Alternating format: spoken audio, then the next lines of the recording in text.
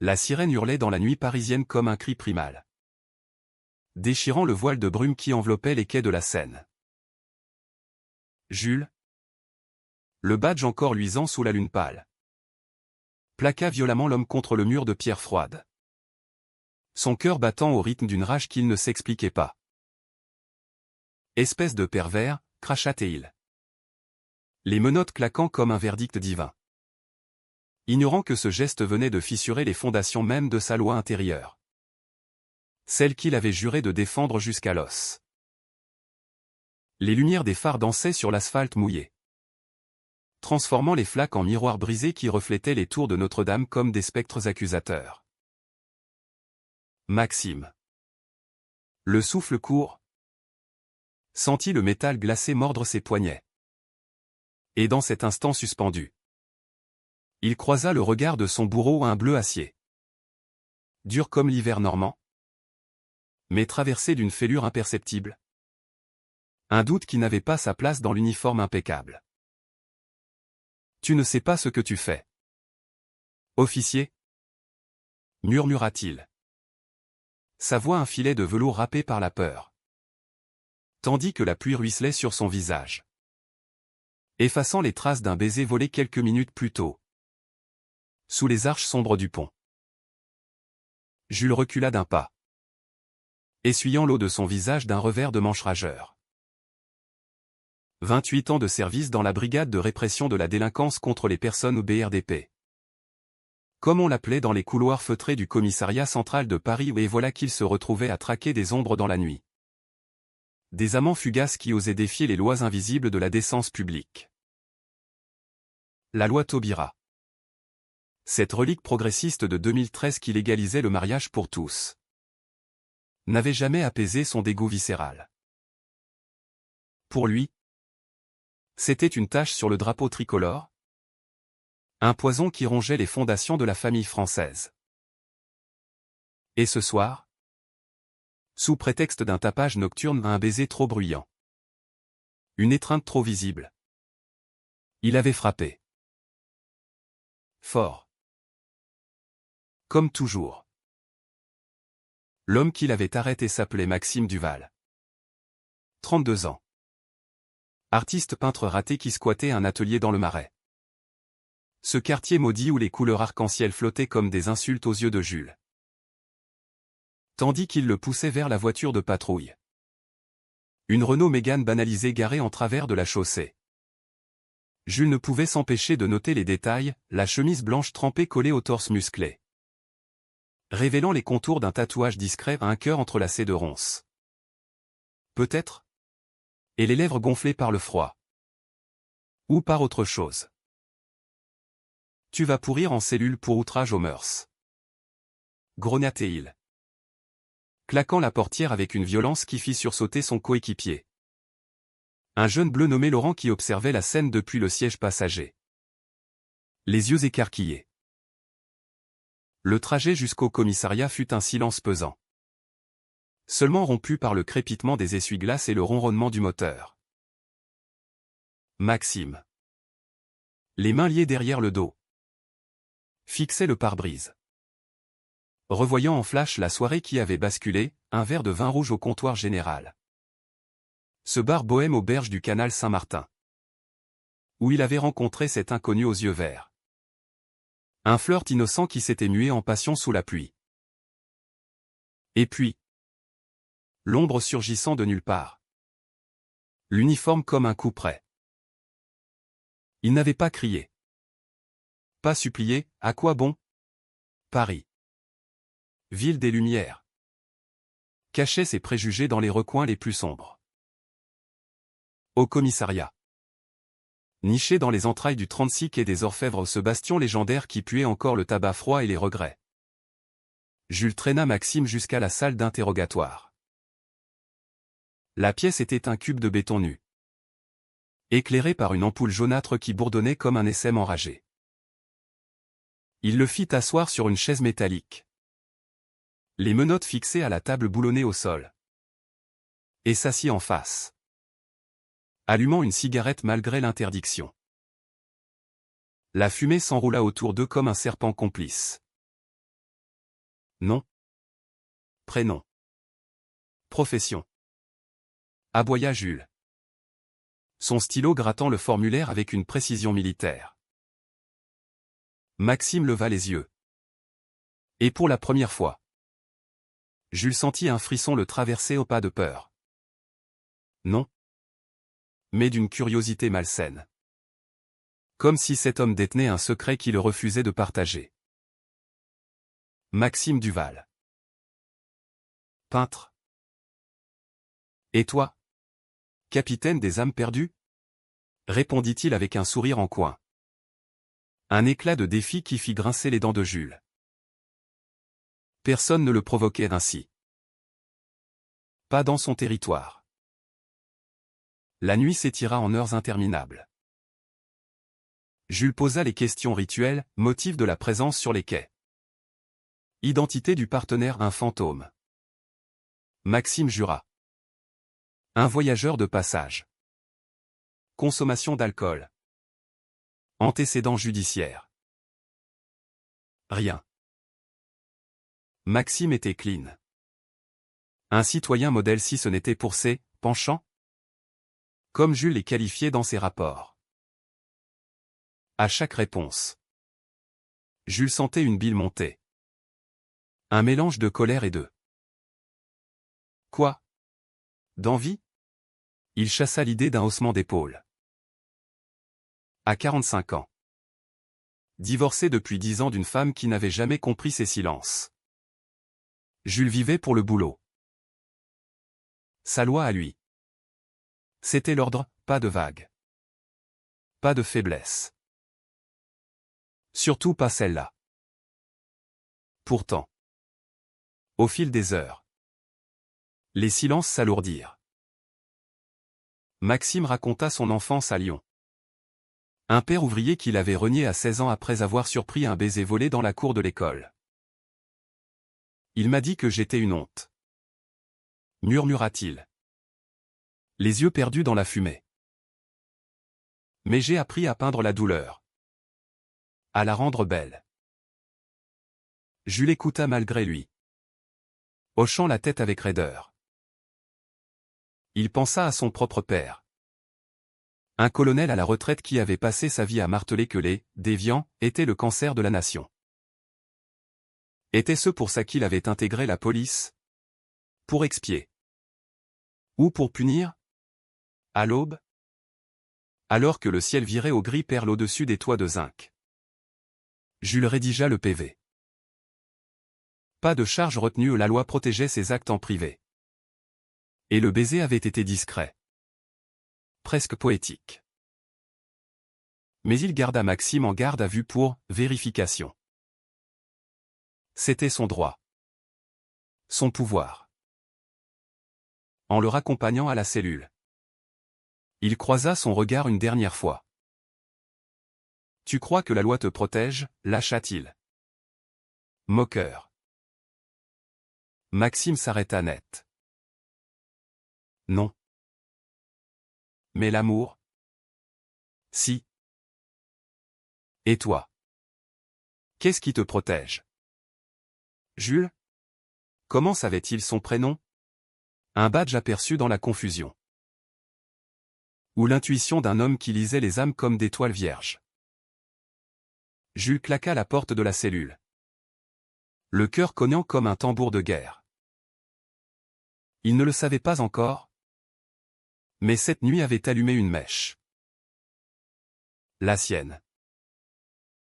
Et Paris. Avec ses amours cachés et ses lois brisées. Allait être le théâtre d'un incendie qu'aucun uniforme ne pourrait éteindre. Les jours suivants s'écoulèrent comme un brouillard épais sur la Loire. Mais pour Jules, ils étaient chargés d'une électricité sournoise. Un courant qui le traversait à chaque heure creuse. Le commissariat bourdonnait de son activité habituelle, vol à l'étalage dans le sentier. Bagarre de poivreaux place de la Bastille. Et les plaintes rituelles des bobos du Marais pour des tags, offensants. Jules. Capitaine respecté au crin. Même. Naviguait ses eaux avec l'assurance d'un loup de mer. Mais Maxime Duval hantait ses nuits. Un fantôme aux lèvres salées par la pluie. Aux yeux qui fouillaient trop profond. Il avait relâché l'artiste au petit matin. Après une nuit blanche passée à relire les dossiers. À chercher un vice de forme qui justifierait une prolongation. Rien. La loi était claire, en France. Depuis 1982. L'homosexualité n'était plus un crime. Et les actes consentis entre adultes relevaient du privé. Pourtant, Jules avait rédigé un rapport acerbe, soulignant un trouble à l'ordre public potentiel. Son supérieur, le commissaire Lefebvre, un vieux briscard aux moustaches jaunies, avait haussé les épaules, laissé tomber. Jules.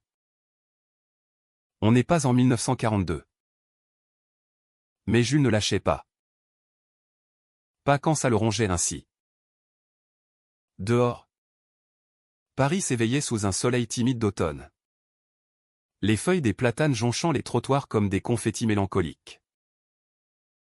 Maxime, libéré sans un mot, avait regagné son atelier rue des Rosiers.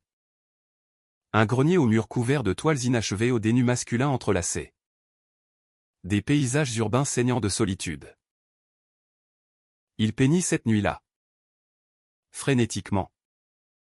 Le visage de l'officier se matérialisant sur la toile, très anguleux. Cicatrice discrète à la tempe gauche au souvenir d'une rixe à Nanterre. 20 ans plus tôt. Pourquoi toi, murmura-t-il au pinceau. Trempé de bleu nuit. Maxime n'était pas naïf, il avait vu le tremblement dans la voix de Jules. Ce mélange de haine et de fascination qui trahissait les armures les plus solides. Leur prochaine rencontre fut un hasard ou le destin. Pour ceux qui y croient encore. Une semaine plus tard. Lors d'une descente dans un club underground du 11e arrondissement. Le Silencio. Jules menait l'opération contre un réseau de trafic de stupéfiants. Le lieu. Un antre de velours rouge et de basses sourdes. Pulsé d'une vie nocturne interdite aux âmes pures. Masque vénitien. Corps entremêlé dans l'ombre. Et au bar. Maxime. Un verre de whisky à la main. Discutant avec un galeriste aux allures de dandy décadent. Leurs regards se croisèrent au milieu du chaos, sirène hurlante. Portes enfoncées. Cris étouffés. Jules s'approcha, ignorant le tumulte. Son arme au ceinturon comme un talisman. Toi. Ici? Gronda Théil. Empoignant le bras de Maxime pour l'écarter de la foule. L'artiste ne résista pas, au contraire. Il se laissa guider jusqu'à un couloir exigu. Loin des flashs des collègues. Je vis ma vie? Officier. Et toi? Tu traques des fantômes? Répondit Maxime. Son souffle chaud contre l'oreille de Jules. Un effleurement involontaire qui fit bondir le sang dans les veines du policier. Pour la première fois. Jules hésita. La haine familière était là. Mais entrelacée d'une chaleur traîtresse. Un désir qu'il niait depuis l'adolescence. Enterré sous des couches de devoir et de dégoût. Ils parlèrent ou plutôt. Maxime parla. Déversant un flot de mots comme une catharsis. Son coming out raté. Ses amours éphémères. La toile qu'il avait peinte de lui. Je t'ai vu. Jules. Pas le flic? L'homme. Celui qui se cache derrière le badge. Jules rit. Un rire amer qui sonna faux. Tu délires. Je suis marié au boulot. Et c'est tout. Mais ses yeux trahissaient, il glissait sur la courbe du cou de Maxime. S'attardait sur la fossette au menton. Quand la descente s'acheva aux quelques arrestations mineures. Pas de gros poissons. Jules offrit à Maxime une sortie discrète par la porte de service. « Ne reviens pas traîner ici. » marmonna-t-il. Mais sa main s'attarda une seconde de trop sur l'épaule de l'artiste. Cette nuit marqua le début d'une danse dangereuse. Jules, hanté, commença à surveiller Maxime de loin, un passage en voiture devant l'atelier. Un coup d'œil aux réseaux sociaux, un compte Instagram foisonnant de news artistiques. De citations de Rimbaud sur l'amour interdit. Il se surprit à liker une photo anonymement. Puis à effacer la trace. Le cœur battant. Maxime, de son côté, cherchait des infos sur le capitaine, un divorce amer. Une sœur lesbienne reniée. Un passé militaire en Bosnie où les silences des nuits avaient murmuré des secrets inavouables. Il envoya un message. Un soir de pluie, café? Pas pour un interrogatoire. Jules supprima le texto. Mais le numéro resta gravé. Leur premier vrai rendez-vous fut un accident. Lors d'une manif contre la loi sur la PMA pour tout OC, folie sociétale. Comme Jules les appelait. Il le croisa dans la foule. Pancarte à la main, l'amour n'est pas un crime. Une échauffourée éclata, gaz lacrymogène. Charge de cavalier. Maxime trébucha. Et ce fut Jules qui le rattrapa, le traînant dans une ruelle adjacente. À l'abri des boucliers. « Qu'est-ce que tu fous là » halta-t-il, arrachant le masque à gaz improvisé du visage de Maxime. Leurs corps se pressèrent l'un contre l'autre. La sueur et la peur comme un aphrodisiaque. « Je défends ce que tu es. » souffla Maxime. Ses lèvres à un souffle des siennes. Jules le repoussa. Mais pas avant qu'un éclair ne le traverse, un baiser fantôme. Une tentation qui le laissa tremblant. Il rentra chez lui. Un appartement spartiate près de la place des Vosges. Et s'effondra sur le lit. Les poings serrés jusqu'au sang. Était-ce ça? La violation? Pas la loi des hommes. Mais celle de son propre corps. Qui se rebellait contre des années de répression? Il pensa à son ex-femme. Claire? Qui l'avait quitté en murmurant « Tu n'as jamais été là. » Jules. Pas vraiment. Et si elle avait raison? Si ce vide était un appel déguisé? Maxime. Lui, rentra meurtri mais vivant. Et peignit à nouveau, Jules cette fois. Nu sous une averse de peinture. Vulnérable. Magnifique. Il accrocha la toile au mur. Un talisman contre la solitude. Paris. Avec ses boulevards haussmanniens et ses amours clandestins. Conspirait pour les réunir.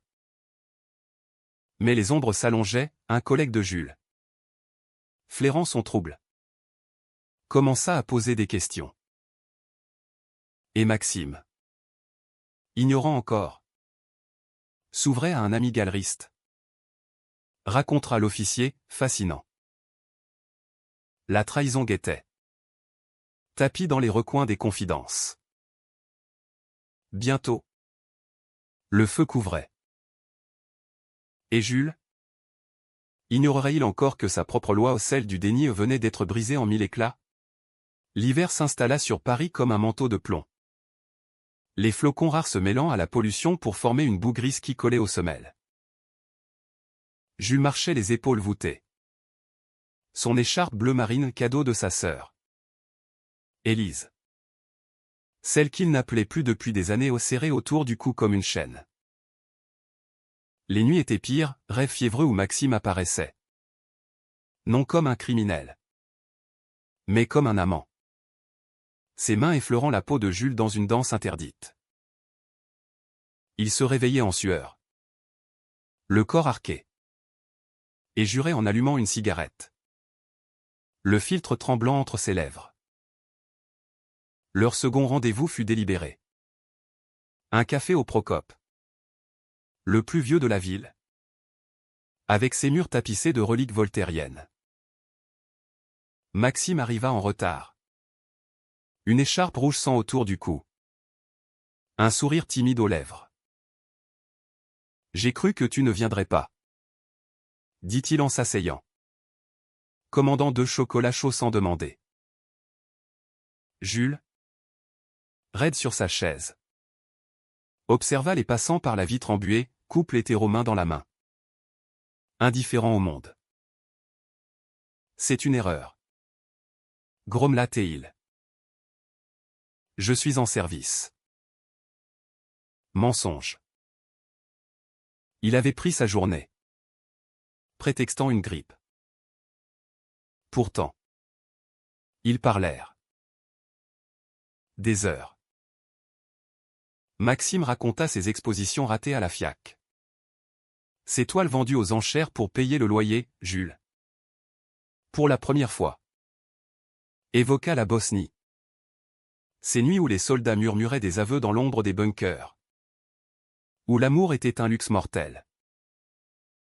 J'ai vu des gars comme toi. Là-bas. Cacher tout. Jusqu'à l'explosion. Maxime posa sa main sur la table. À un cheveu de celle de Jules. Et si l'explosion était belle? Le capitaine retira sa main comme brûlée. Mais le contact fantasmait encore quand ils se séparèrent. À bientôt, suspendu dans l'air froid. La romance s'insinua comme une marée montante. Inexorable. Des SMS nocturnes, regarde les étoiles sur le Sacré-Cœur. Des balades volées le long du canal de l'Ourcq. Où Maxime dessinait des croquis sur un carnet usé pendant que Jules veillait. Fusil invisible à l'épaule. Ils évitaient les baisers. Les caresses, c'était un flirt platonique. Un pas de 2 sur le fil du rasoir. Mais la tension montait. Palpable comme l'ozone avant l'orage. Une nuit. Après un dîner improvisé dans l'atelier de Maxime, vin de Bourgogne et fromage affiné. Jules craqua. Un effleurement de doigts. Un regard trop long. Et leurs lèvres se trouvèrent. Hésitantes d'abord. Puis affamées. Contre le mur écaillé couvert de croquis. Ce baiser fut un séisme. Jules, les yeux fermés, sentit le monde s'effondrer, les lois. Les préjugés. Son armure de flic homophobe. Maxime goûtait le sel et le désespoir. Ses mains glissant sous la chemise de Jules. Traçant les cicatrices invisibles de l'âme. Ils firent l'amour cette nuit-là. Lentement. Avec une tendresse qui effaça les menottes de leur première rencontre. Au matin. Jules s'éveilla le premier. Paniqué. Et s'habilla en silence. Fuyant comme un voleur. C'était une erreur. Envoya-t-il par texto. Bloquant le numéro avant que le regret ne le rattrape. Mais le regret le rattrapa vite. Au commissariat. Les rumeurs enflaient, un collègue. Bruno. L'avait vu au Procope avec un type louche du Marais. Bruno.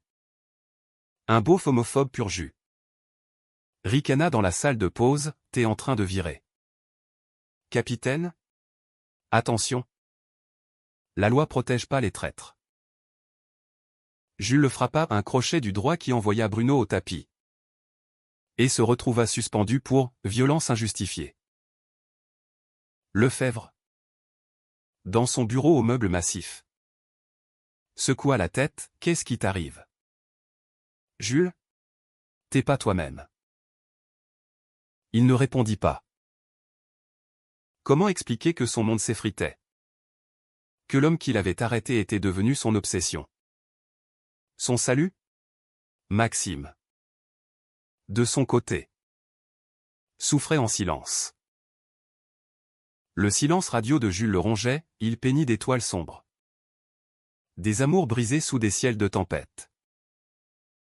Son ami galeriste? Antoine. Le pressa, raconte-moi tout. Cet officier. C'est lui qui t'a fait arrêter? Maxime avoua. Dans un éclat de vulnérabilité, le baiser sous la pluie. L'interrogatoire. La passion naissante. Antoine. Les yeux brillants. Promis, je vais t'aider. Une expo pour exorciser ça. Ce qu'il ne dit pas, c'est qu'il connaissait Bruno, un client régulier de son réseau. Un flic véreux qui trafiquait des infos pour arrondir ses fins de mois. La trahison frappa comme un coup de poignard. Une semaine plus tard, lors d'une descente surprise dans l'atelier de Maxime, prétexte recel d'œuvres volées. Bruno menait l'assaut. Un mandat bidon en poche.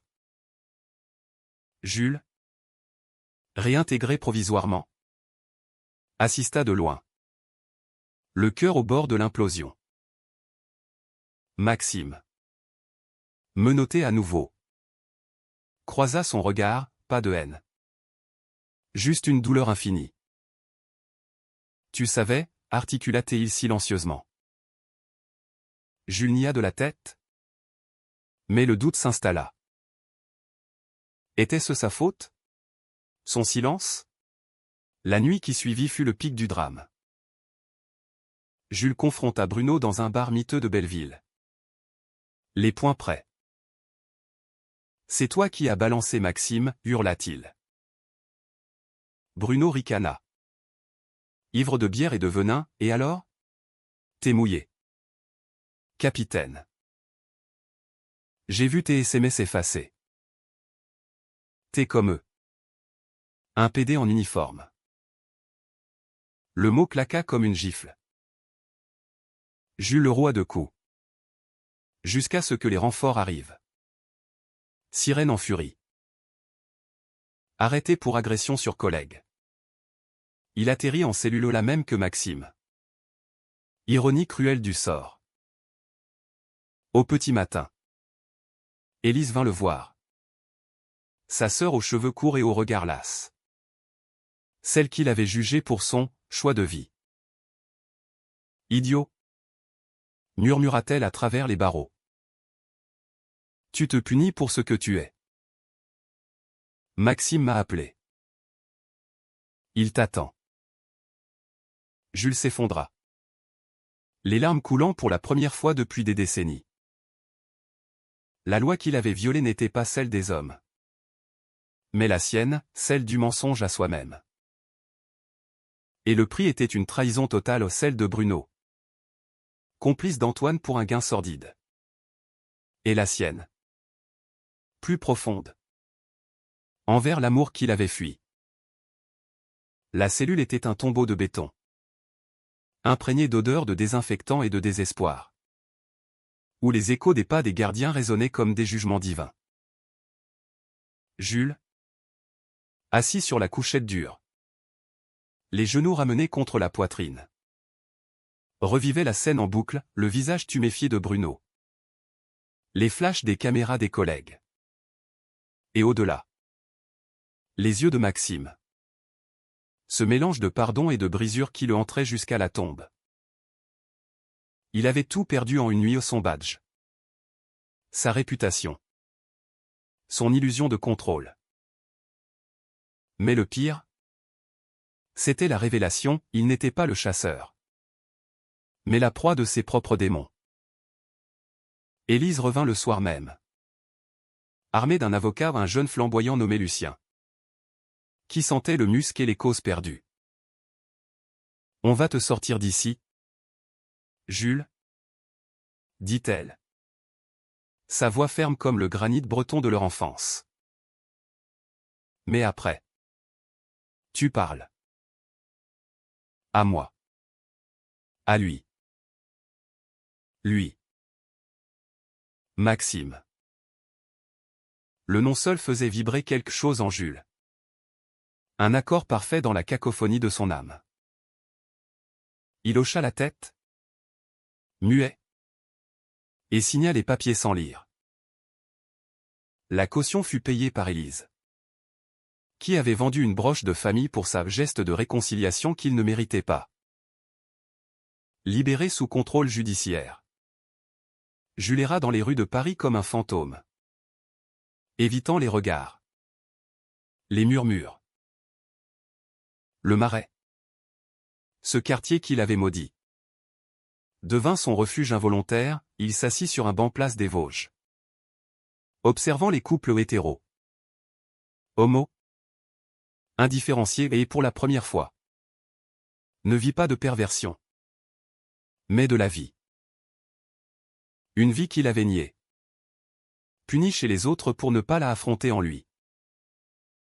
Il pensa à son père, mort sans un mot de tendresse, et à sa mère, qui avait pleuré en silence le départ de sa fille, perdue. Était-ce génétique? Ce poison? Ou un choix? Comme on choisit de respirer? Maxime, pendant ce temps, luttait contre l'ouragan.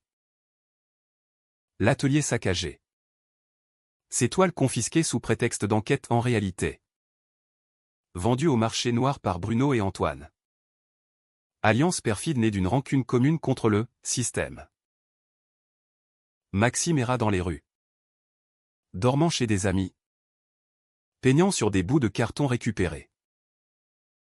Son cœur saignait. Jules, cet homme qu'il avait aimé d'un amour faux, pur, l'avait trahi par omission, par peur.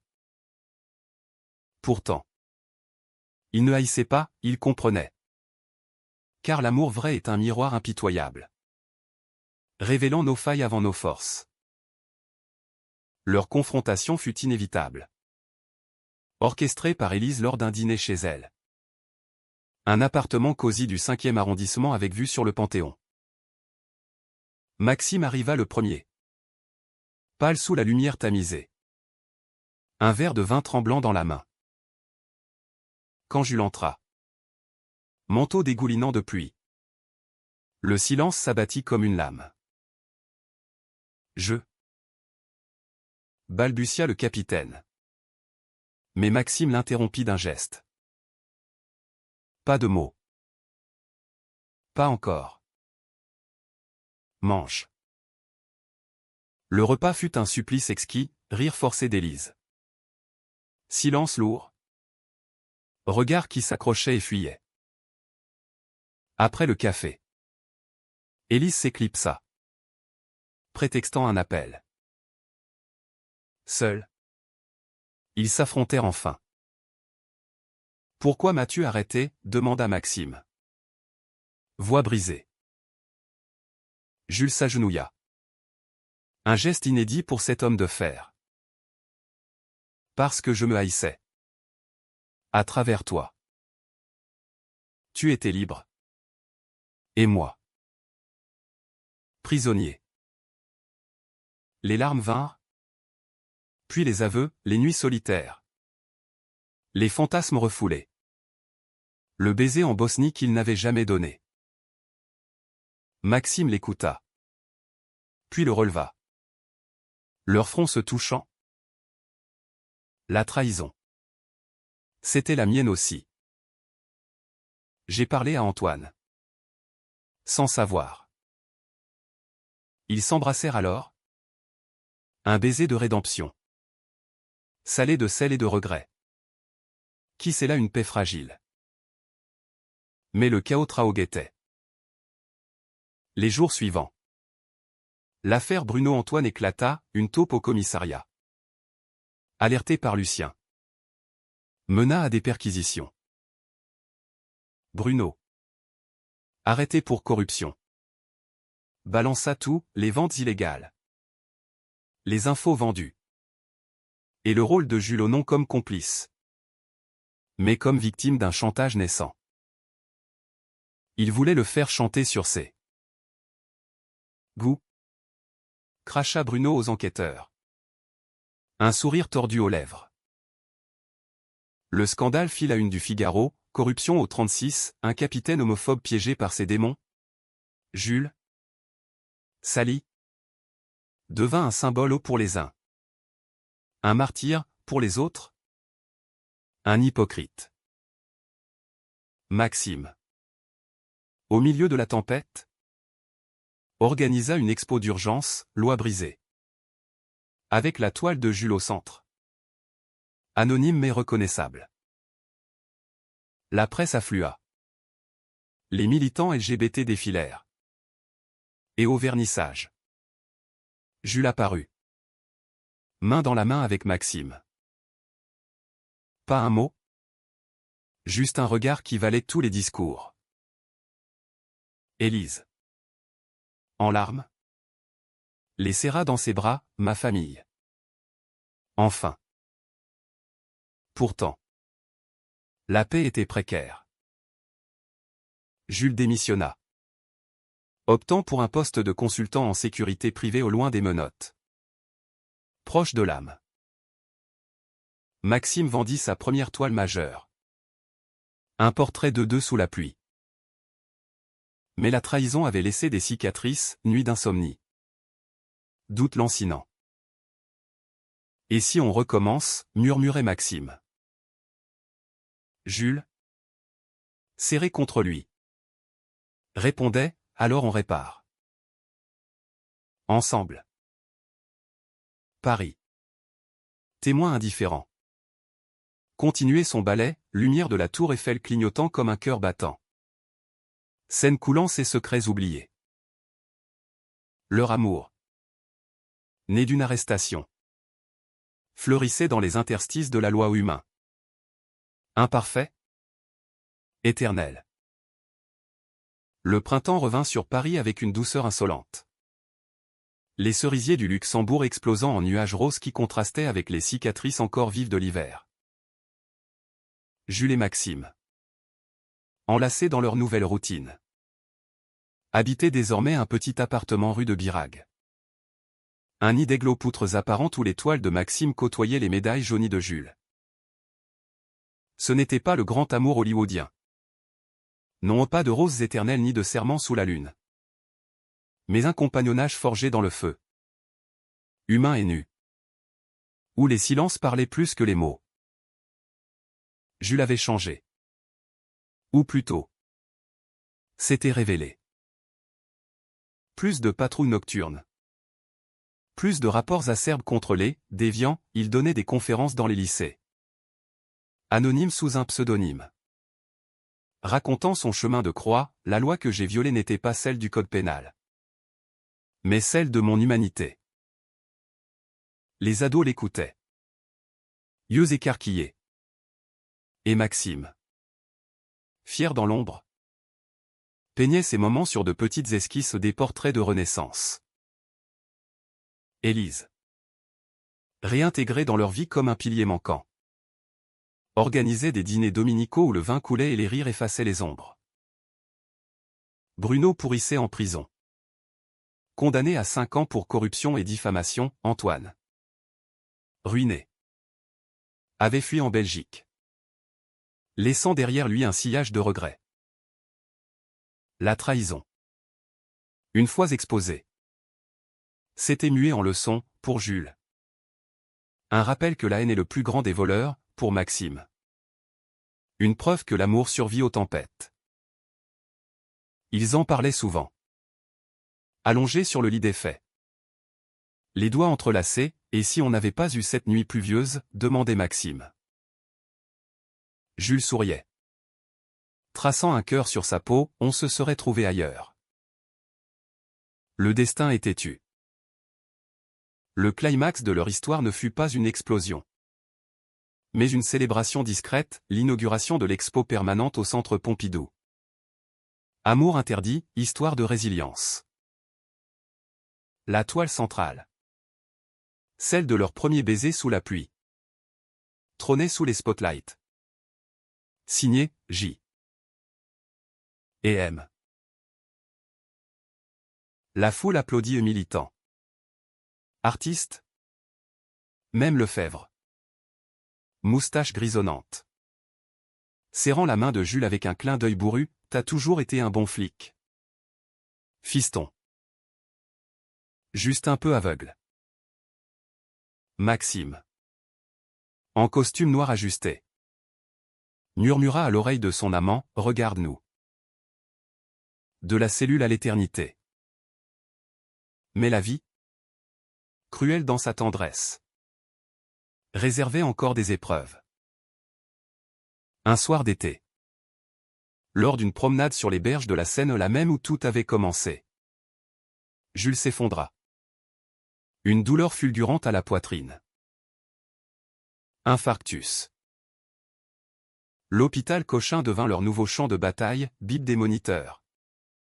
Mains tremblantes. Prière muette. Maxime veilla. Inlassable. Lisant des poèmes de Verlaine à voix haute. Tandis qu'Élise gérait les papiers. Farouche. Tu ne pars pas maintenant. Idiot. Sanglotait-elle. Jules survécut. Opéré d'urgence. Et dans la chambre blanche. Entouré d'eux. Il comprit, l'humanité n'est pas dans la force, mais dans la vulnérabilité partagée. Le rétablissement fut lent. Ponctué de doutes. Jules, diminué, se vit comme un poids. Maxime, épuisé, douta un instant de leur force. Une dispute éclata. Mots durs comme des éclats de verre, tu m'as sauvé. Mais je t'étouffe, cria Jules. Maxime, larmes aux yeux, répondit, non. Tu m'accomplis. Ils se réconcilièrent sous un ciel étoilé. Un nouveau baiser scellant leur pacte, affronter les tempêtes ensemble. Sans loi ni jugement. L'automne suivant. Ils adoptèrent un chien errant à un bâtard au regard malin nommé Liberté. Et Paris devint leur toile commune. Jules écrivit un livre. La loi du cœur. Best-seller modeste qui inspira des débats à l'Assemblée. Maxime exposa à New York. Emmenant Jules pour un voyage qui les lia encore plus, Times Square arc-en-ciel. Un écho américain à leur romance française. Ils revinrent changés. Plus forts. Leur amour un phare dans la nuit des préjugés. La fin n'était pas une clôture, mais une ouverture. Un matin de novembre, sous une pluie fine rappelant leur genèse, Jules mit un genou à terre dans l'atelier. Un anneau simple à la main. Pas pour la loi, mais pour nous. Maxime Duval. Veux-tu briser toutes les lois avec moi? L'artiste rit. Pleura. Dit oui. Leur mariage. Discret aux mairies du 4e. Fut une affirmation, l'amour gay n'est pas une exception. Mais l'essence humaine. Paris. Éternel. Les berça. Et dans les recoins de la ville lumière. D'autres histoires naquirent. Inspirées par la leur preuve que la trahison, une fois transcendée, engendre la plus belle des victoires, celle du cœur sur la peur.